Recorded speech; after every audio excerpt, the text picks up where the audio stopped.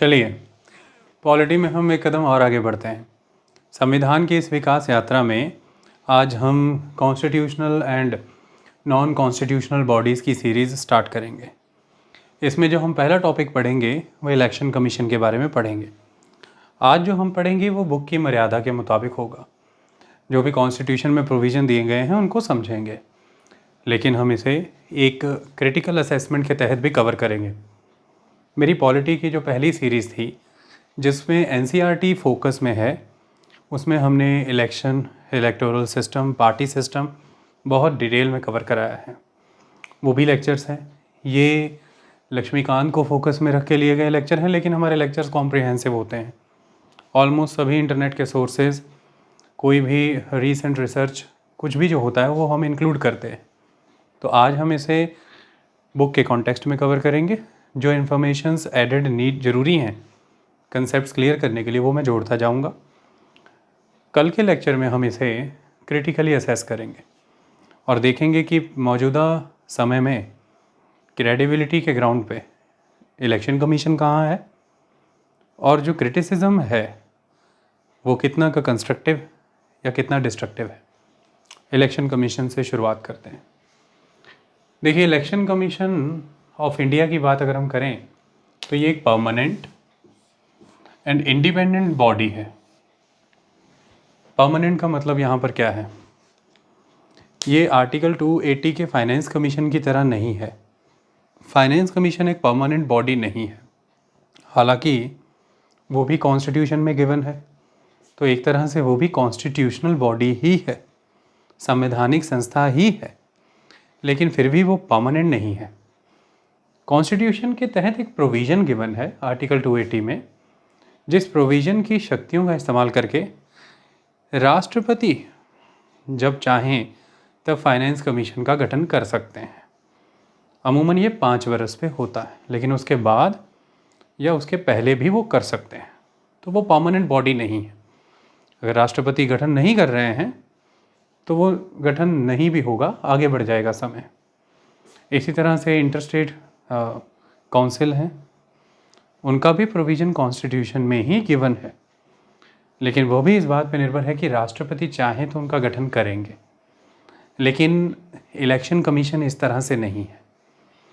Election commission एक permanent body है, एक परमानेंट इंस्टीट्यूशन है जो ऑलवेज कंटिन्यूअस ही रहेगा। हाँ, उस इलेक्शन कमीशन के अंदर जो इलेक्शन कमिश्नर पहले ये कहा करते थे, फिर क्योंकि ये मल्टी मेंबर बॉडी हो गई तो फिर chief election commissioner and other election commissioners हो गए। तो ये जो chief election commissioners and other election commission है, ये समय समय पर राष्ट्रपति के द्वारा नियुक्त किए जाते हैं। लेकिन ये जो एक संस्था है, ये जो इंस्टीट्यूशन है ECI, election commission of India, ये एक परमानेंट संस्था है। ये किसी के डिस्क्रिशन पे बेस्ड नहीं है। कॉन्स्टिट्यूशनल होने के साथ साथ ये परमानेंट भी है, क्योंकि डेमोक्रेसी इंडिया ने फॉलो की और डेमोक्रेसी का एक बेडरॉक है इलेक्शन, और election free and fair manner में कंडक्ट हो सके उसके लिए हमें एक इंस्टीट्यूशन की नीड थी, और वो था इलेक्शन कमीशन। इसी से फिर ये स्थापित किया गया। तो 26 जनवरी को 26 जनवरी 1950 को कॉन्स्टिट्यूशन इन्फोर्स हुआ हमारी कंट्री पे। उसके एक दिन पहले इलेक्शन कमीशन की स्थापना हो गई, इस्टेब्लिशमेंट। तो 25 जनवरी 1950 को इसे इस्टेब्लिश किया गया। बाद में जाके इसे नेशनल वोटर्स डे के तौर पर सेलिब्रेट किया गया। तो आज 25 जनवरी every year national voters day होता है। इतनी बात स्पष्ट। कॉन्स्टिट्यूशनल बॉडी है तो कॉन्स्टिट्यूशन में कौन सा आर्टिकल है जो जिक्र करता है? आर्टिकल 324। वैसे आर्टिकल 324, 25, 26, 27, 28, 29, आर्टिकल 324 से 329 तक इलेक्शन कमीशन, चुनाव, उनसे जुड़ी विधियाँ, वोटर के राइट्स, ये सब बातें हैं। आर्टिकल 324 इलेक्शन कमीशन की बात करता है। संविधान के किस पार्ट में है? पार्ट 15, 15वें भाग में है। तो पार्ट 15 के अंदर आता है इलेक्शन कमीशन। 25 जनवरी 1950 को स्थापित, संविधान में आर्टिकल 324, संविधान का 15वां भाग, पार्ट 15। और इस समय कौन से चीफ इलेक्शन कमिश्नर हैं? इस समय 24th chief election commissioner exist कर रहे हैं और उनका नाम है सुशील चंद्र। उन्होंने रिप्लेस किया सुनील अरोड़ा को। सुशील चंद्र पहले इलेक्शन कमिश्नर थे, फिर अब वो चीफ इलेक्शन कमिश्नर हो गए। ये इंडियन रेवेन्यू सर्विसेज से बिलोंग करते हैं। इतनी बात क्लियर? तो ये एक परमानेंट बॉडी है, ये एक इंडिपेंडेंट बॉडी है। परमानेंट है, कॉन्स्टिट्यूशन के द्वारा दी गई है, इंडिपेंडेंट है। यहीं से ये अपनी ऑटोनॉमी डिराइव करती है। तो it is autonomous body. Autonomous होना ज़रूरी भी था, क्योंकि यदि बॉडी इंडिपेंडेंट नहीं होगी तो जो एक इम्पॉर्टेंट रिस्पॉन्सिबिलिटी है आर्टिकल 324 के द्वारा कि फ्री एंड फेयर मैनर में इलेक्शन कंडक्ट कराने हैं, जिसके ऊपर टिकी है भारत की लोकतांत्रिक व्यवस्था इलेक्शन के प्रोसेस पे। तो अगर बॉडी इंडिपेंडेंट नहीं होगी तो वो इलेक्शन फ्री एंड फेयर नहीं हो पाएंगे। इसलिए ये काफ़ी हद तक इंडिपेंडेंट है। इंडिपेंडेंस के एलिमेंट क्या हैं वो मैं आपको अभी लेक्चर में समझा दूंगा। तो इसलिए इसे ऑटोनॉमस बॉडी के तौर पर भी जाना जाता है, इस बात का ध्यान रखिएगा। तो election commission of India, the permanent and an independent body established by the constitution. तो इसे संविधान ने ही दिया है। ये पार्लियामेंट के किसी लॉ के द्वारा नहीं दी गई, पार्लियामेंट्री लेजिस्लेशन से नहीं आती है, ये कॉन्स्टिट्यूशन में ही गिवन है। कॉन्स्टिट्यूशन का आर्टिकल 324 और उस समय की पार्लियामेंट के द्वारा इनेक्ट किया गया representation of the people act 1951 election commission को अपने कामकाज करने की शक्तियां प्रदान करते हैं। Article 324 and representation of the people act, ये दोनों इलेक्शन कमीशन को कामकाज करने की शक्तियां प्रदान करते हैं, आधार प्रदान करते हैं। ये भी महत्वपूर्ण चीज़ है। आर्टिकल 324 क्या कहता है कि पावर ऑफ इलेक्शन कमीशन के पास क्या क्या कामकाज हैं। पावर ऑफ सुपरिंटेंडेंस, सुपरिटेंड करते हैं इलेक्शंस को।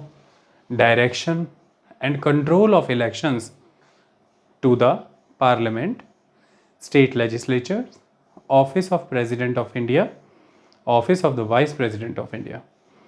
लोकसभा के, राज्यसभा लोकसभा दोनों चुनाव, यानी कि पार्लियामेंट संसद के चुनाव, विधानसभाओं के चुनाव state legislatures, Vidhan Sabha Vidhan Parishad, office of president of India, office of vice president of India.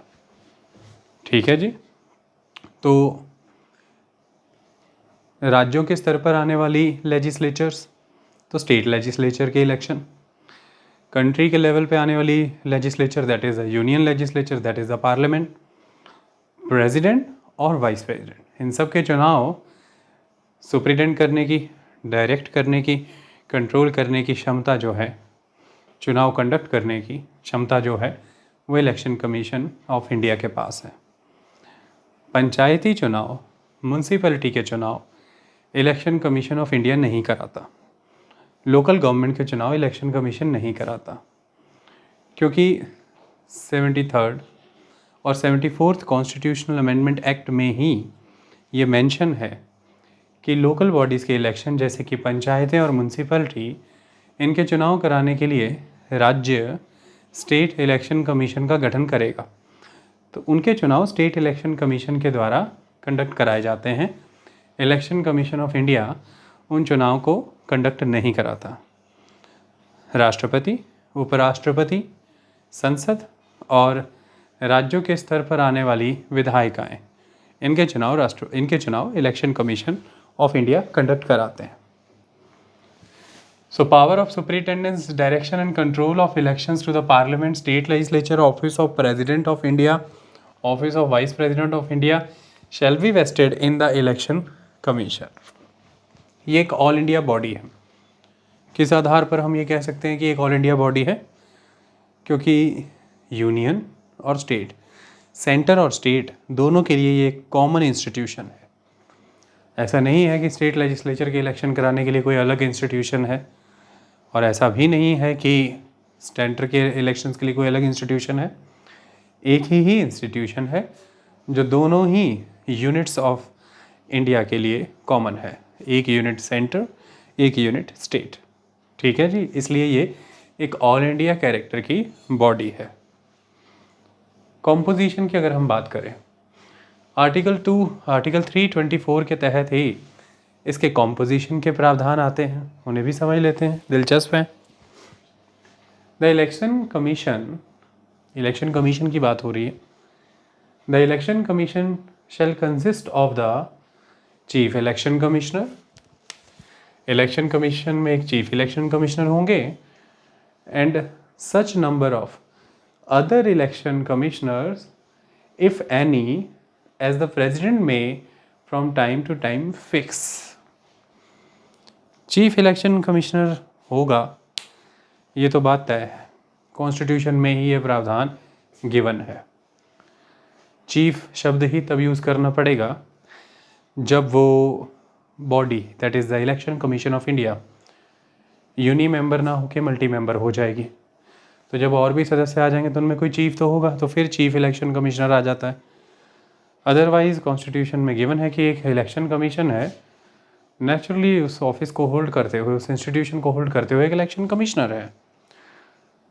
तो 25 जनवरी 1950 से लेकर के 16 अक्टूबर 1989 तक, 16 अक्टूबर 1989 के समय में ही बदलाव किए गए। 1950 से जनवरी से लेकर के 1989 तक, अक्टूबर तक एक ही इलेक्शन कमिश्नर इलेक्शन कमीशन का ऑफिस होल्ड किया करते थे, अदर इलेक्शन कमिश्नर्स नहीं हुआ करते थे। अक्टूबर में ये व्यवस्था की गई कि एक इलेक्शन कमिश्नर जो हमारे हैं चीफ इलेक्शन कमिश्नर हो जाएंगे और 2 और इलेक्शन कमिश्नर साथ में अपॉइंट करेंगे। आम चुनाव होने थे उस समय देश में, general elections to the Lok Sabha, और ये व्यवस्था इसलिए की गई क्योंकि उस समय राजीव गांधी की सरकार के तहत 61st कॉन्स्टिट्यूशनल अमेंडमेंट एक्ट 1988 लाया गया था, जो प्रभावी 1989 में हुआ था, जिसके तहत ये प्रावधान किया गया कि 21 बरस से घटा करके 18 बरस कर दी जाए वोटिंग की उम्र। पहले आप इस 21 बरस से कम नहीं होने चाहिए थे अगर आपको वोट करना है तो, फिर ये उम्र घटाई गई और ये कहा गया कि आप 18 बरस से कम नहीं होने चाहिए अगर आपको वोट करना है तो इससे ये कहा गया कि बहुत नया वोटर जुड़ेगा, जिससे बहुत अतिरिक्त बोझ पड़ेगा इलेक्शन कमीशन पे। उस नए वोटर को, उस नए बोझ को शेयर करने के लिए 2 इलेक्शन कमिश्नर्स की और ज़रूरत है, तो वो जोड़ेगा। ये तो एक तकनीकी रूप से दिया गया कारण था। इसके राजनीतिक कारण भी थे, वो मैंने आपको बताया कि हम असेसमेंट करेंगे उस मैनर में भी, वो भी हम समझेंगे आने वाले समय में। तो ये प्रक्रिया तब अपनाई गई, लेकिन अक्टूबर 1989 में 2 इलेक्शन कमिश्नर जोड़े गए, लेकिन जनवरी 1990 में ही वो फिर से 2 इलेक्शन कमिश्नर्स की पोजीशन ख़त्म कर दी गई और मल्टी मेंबर से फिर से इलेक्शन कमीशन ऑफ इंडिया को यूनी मेंबर बॉडी में कन्वर्ट कर दिया गया।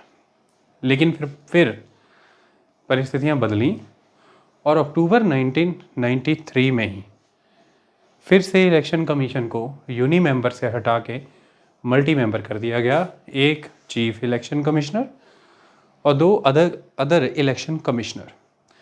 तब से लेकर के आज दिन तक, अभी बंगाल में चुनाव हुए हैं, तो तब से लेकर के आज दिन तक इलेक्शन कमीशन एक मल्टी मेंबर बॉडी के तौर पर ही काम कर रहा है।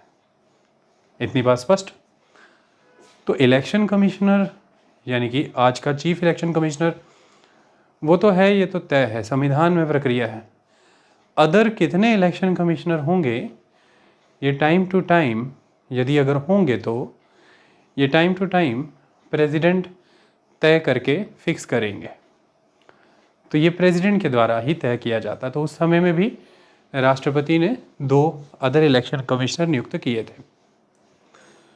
नेचुरली जब यहाँ पर शब्द प्रेसिडेंट है तो प्रेसिडेंट को काउंसिल ऑफ मिनिस्टर की एड एंड एडवाइस से काम करना है, तो यहाँ पर सेंट्रल गवर्नमेंट की बात हो रही है। ठीक है जी। 1989 में इलेक्शन कमिश्नर्स अमेंडमेंट एक्ट लाया गया था जो जनवरी 1990 में प्रभावी हुआ था, और उसी के तहत वो प्रावधान दिए गए थे फिर कि 3 मेंबरी होगा election commission of India. Okay, और उसके तहत शक्तियां ग्रहण करते हुए केंद्र सरकार ने राष्ट्रपति को सशक्त किया कि आप 2 और इलेक्शन कमिश्नर्स की नियुक्ति कर दीजिए, जो 1993 अक्टूबर से फिर चलते आ रहे हैं अब तक। तो the election commission shall consist of the chief election commissioner and such number of, इस लाइन को ध्यान में रखना है, इनकी गिनती कोई कॉन्स्टिट्यूशन में नहीं दी गई, ये कॉन्स्टिट्यूशन में इनफैक्ट दिए भी नहीं गए। अगर ये होंगे तो if any, and such number of other election commissioners if any as the president may from time to time fix, क्योंकि इसी से फिर इनकी इलेक्शन कमीशन के अंदर पोजीशन बदल जाती है as compare to chief election commissioner. बहुत से मामलों में ये सिमिलर हैं, लेकिन बहुत से मामलों में ये भिन्न भी हैं। Second point, the appointment. Chief election commissioner और अदर इलेक्शन कमिश्नर्स, इन सभी की अपॉइंटमेंट राष्ट्रपति के द्वारा ही होती है। जो chief election commissioners and election commissioners को भारत के राष्ट्रपति नियुक्त करते हैं, प्रेसिडेंट। तो मतलब वही जो यूनियन कैबिनेट की सिलेक्शन कमेटी है, यानी कि केंद्र सरकार के द्वारा जो नाम सुझाए जाते हैं, बताए जाते हैं, उन नामों का बंद लिफाफा, सील्ड वारंट राष्ट्रपति के पास पहुंच जाता है। राष्ट्रपति उस सील्ड वारंट को ओपन करते हैं, उसमें जो नाम होता है, राष्ट्रपति उस शख्स की नियुक्ति इलेक्शन कमीशन के तौर पर कर देते हैं। मुख्य चुनाव आयुक्त और चुनाव आयुक्त, हिंदी में आप इसे ऐसे पुकार सकते हैं। तो अपॉइंटमेंट भी क्लियर हो गया, इलेक्शन कमीशन का कॉम्पोजिशन का एक लेवल भी क्लियर हो गया। अब अगर इलेक्शन कमीशन मल्टी मेंबर होगा, उसमें एक से अधिक इलेक्शन कमिश्नर होंगे, तो chief election commissioner is the chairman of the election commission. तो फिर जो चीफ इलेक्शन कमिश्नर होगा, CEC, ये इलेक्शन कमीशन का चेयरमैन होगा। किसी को तो चेयरमैन बनाना पड़ेगा जो उस प्रोसीडिंग को कंडक्ट करे। इलेक्शन कमीशन की कामकाज प्रोसीडिंग चलनी चाहिए, उसके निर्णयों को कम्युनिकेट किया जाए, तो ये तो चाहिए, कोई तो संस्था चाहिए। केंद्र सरकार के तहत अगर आप देखें तो इलेक्शन कमीशन केंद्र सरकार, देश की सरकार कि किस मंत्रालय के अधिकार क्षेत्र में आता है, जुरिस्डिक्शन में आता है। It is ministry of law and justice, law ministry जिसे आप कह सकते हैं शॉर्ट फॉर्म में। Ministry of law and justice के जुरिस्डिक्शन में इलेक्शन कमीशन भारत का आता है, इस बात का ध्यान रखिएगा। आगे द प्रेसिडेंट, अब प्रेसिडेंट रीजनल कमिश्नर भी अपॉइंट कर सकते हैं। The president with consultation of election commission, यहाँ पर ये नहीं कहा चीफ इलेक्शन कमिश्नर, नहीं, पूरे इलेक्शन कमीशन की बात की गई है। सो the president with consultation of election commission may appoint such regional commissioners as he may consider necessary to assist the election commission। अब चुनाव हैं तो ऐसा होता है कि भारत भर में चुनाव होंगे, तो कई रीजन्स के लिए रीजनल कमिश्नर्स की नियुक्ति भी होनी ज़रूरी होती है। तो अगर इलेक्शन कमीशन के साथ कंसल्टेशन करके राष्ट्रपति, इलेक्शन कमीशन को ऐसा लग रहा है कि आवश्यकता है, we need some regional commissioners, तो फिर राष्ट्रपति ही नियुक्त करेंगे, क्योंकि चीफ इलेक्शन कमिश्नर को भी राष्ट्रपति करते हैं, इलेक्शन कमिश्नर्स को भी राष्ट्रपति नियुक्त करते हैं, रीजनल कमिश्नर्स को भी राष्ट्रपति नियुक्त करेंगे। तो नियुक्ति तो राष्ट्रपति के तहत ही होनी है, लेकिन राष्ट्रपति ये नियुक्ति इलेक्शन कमीशन के साथ कंसल्ट करके ही करेंगे। और कंसल्टेशन के बाद अगर राष्ट्रपति को लगता है appoint such regional commissioner as he may consider necessary to assist the election commission, जो इसे लगे नेसेसरी है।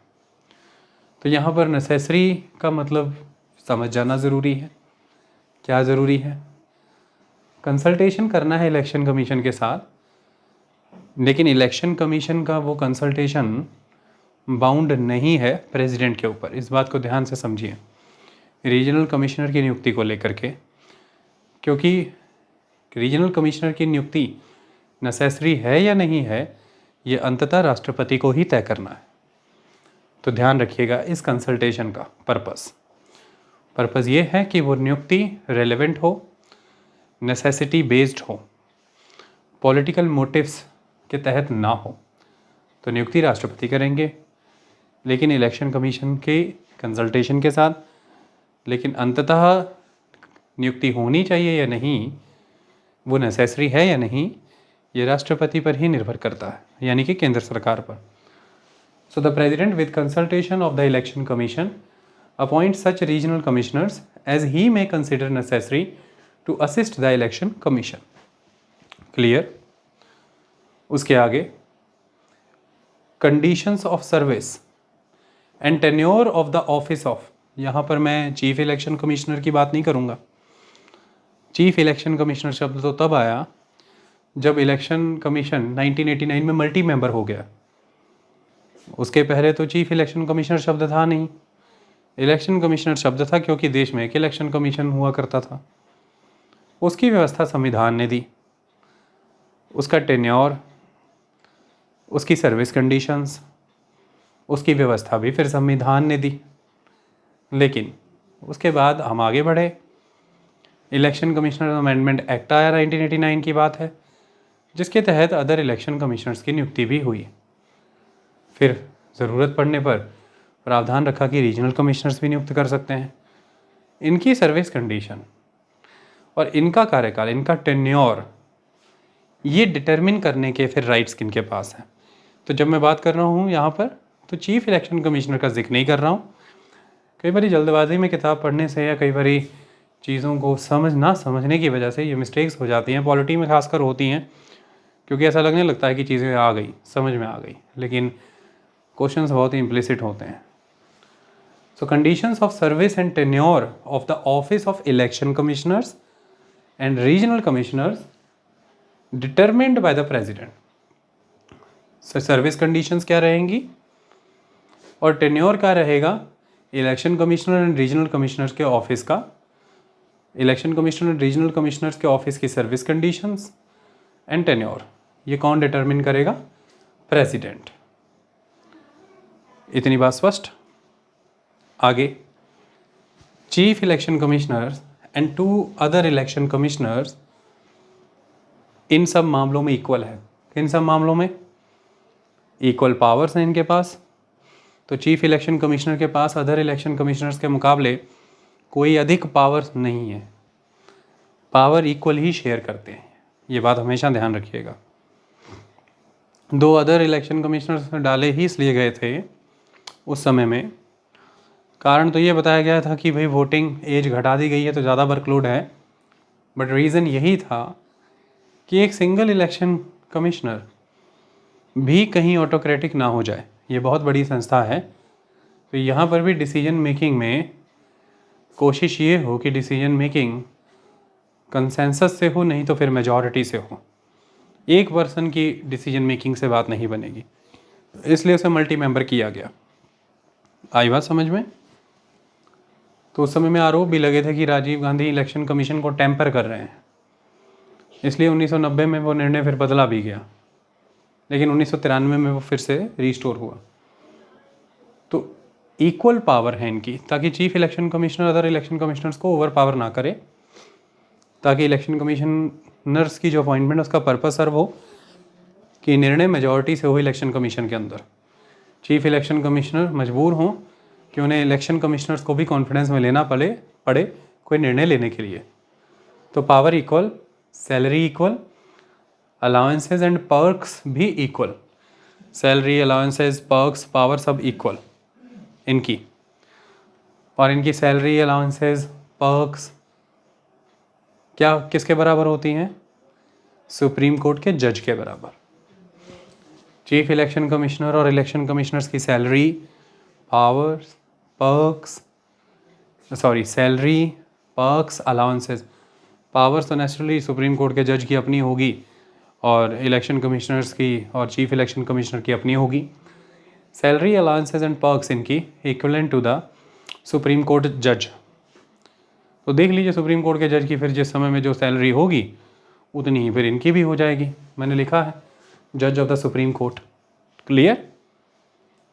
अब अगर किसी तरह से इलेक्शन कमीशन की मीटिंग में चीफ इलेक्शन कमिश्नर भी हैं और अदर इलेक्शन कमिश्नर्स भी हैं, इनमें यदि डिफरेंस ऑफ ओपिनियन आ जाता है, विचारों का भेद, मत का भेद आता है, मतभेद होना चाहिए ऑलवेज, मन भेद नहीं होना चाहिए। मतभेद से ही तो विकास का कार्यक्रम चलता है। जो मतभेद ही ना होगा तो आपके विचारों का शुद्धिकरण कैसे होगा। लेकिन मन भेद नहीं होना चाहिए। तो अगर डिफरेंस ऑफ ओपिनियन हो जाए, मतभेद हो जाए किसी तरह का, तो फिर निर्णय मेजॉरिटी से हो सकता है चीफ इलेक्शन कमिश्नर एक तरफ एक ओपिनियन के साथ हों, अदर इलेक्शन कमिश्नर्स की एक ओपिनियन हो, तो फिर वहाँ पर देखिए मेजॉरिटी तो अदर इलेक्शन कमिश्नर्स की है, फिर वहाँ पर फैसला तो फिर उन दोनों के निर्णय से हो जाएगा। ये बड़ी बात है।